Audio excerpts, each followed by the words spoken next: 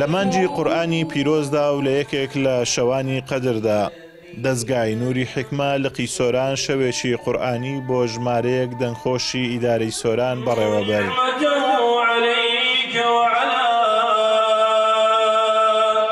قورئان خوێنەکان داواکارن بەهرە و توانای گەنجانی دەنگخۆش گرنگی پێ بدرێت و فەرامۆش نەکرێن.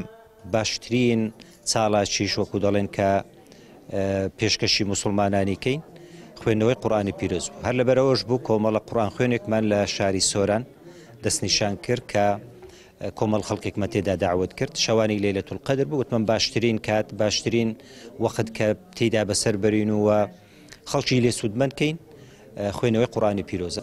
و هەموو گەنجانش بیتە هاندانە کلویان کە بەهرەیان هەیە و بەهرەی دەنجیان هەیە و مەقاماتیان هەیە بتوانن لە شێوەی ئاوا بەهرەی خۆیان دەربخەن و ئەوانی دیکەش چاو لەوان بکەن.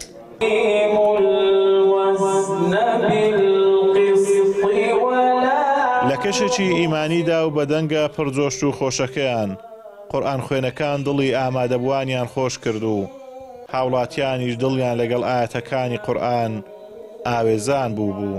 وإنه لقسم لو تعلمون عظيم إنه لقرآن كريم خلق الإنسان من صلصال كالفخار وخلق الجان من مارج من نار بسم الله الرحمن الرحيم عما يتساءلون عن النبأ العظيم ألف لام را تلك آيات الكتاب المبين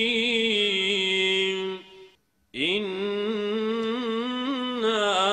أنزلناه قرآنا عربيا لعلكم تعقلون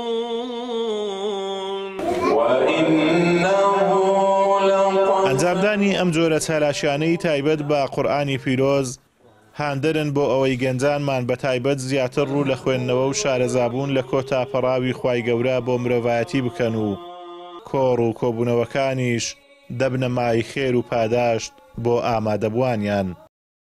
ئازاد و مەراوەی کەناڵی ئاسمانی پێیام سۆران.